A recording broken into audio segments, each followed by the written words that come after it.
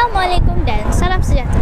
Salam Roda. Saya Amsyah Faik bin Muhammad Farid dari Kru TV Kejera Sekolah Kebangsaan Tanjung Minyak 2 bersama rakan setugas saya Muhammad Numan bin Muhammad Saidi ingin membuat liputan khas majlis pertama Dewan Al-Biruni yang sedang berlangsung di Sekolah Kebangsaan Tanjung Minyak 2 sekarang.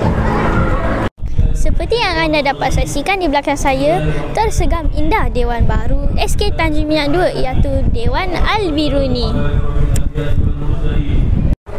Sedang berlangsung sekarang ialah majlis pertama Dewan Al-Biruni yang diserikan lagi dengan persembahan pembukaan tilawah Al-Quran oleh murid-murid tahun 6 SK Tanjung Minyak 2.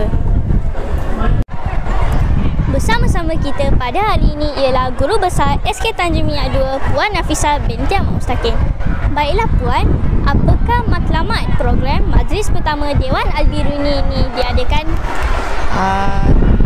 Tujuan yang pertama sekali program majlis pertama Dewan Al-Biruni ini diadakan ialah untuk memperkenalkan kepada warga sekolah terutamanya murid-murid tentang wujudnya Dewan ini yang baru sahaja siap dan hari ini merupakan hari pertama kita masuk ke dalam Dewan ini.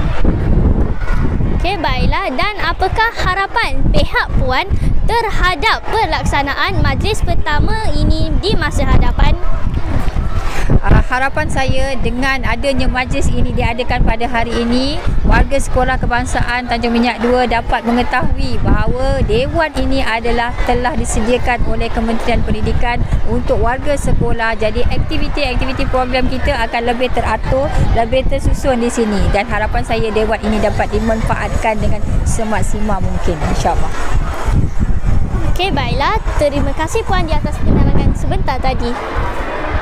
Bersama-sama kita pada hari ini ialah Ustaz Muhammad bin Ab Karim, penyelaras majlis pertama Dewan Al-Biruni SK Tanjung Minyak 2. Baiklah Ustaz, apakah impak program hari ini kepada murid-murid sekolah ini? Okey, pertama sekali kita adakan majlis pagi ini adalah untuk memberi pengiktirafan kepada semua murid-murid SK Tanjung Minyak 2 apabila kita menggunakan Dewan Al-Biruni ini dapat memberi keselesaan kepada murid-murid yang pertama sekali. Yang kedua, untuk kita menjalankan berbagai aktiviti dengan lebih mudah dan lebih selesa. Dengan kapasiti yang murid kita bertambah, jadi Dewan ni sesuai lah untuk murid-murid dan warga SK Tanjung Minyak 2. Okay.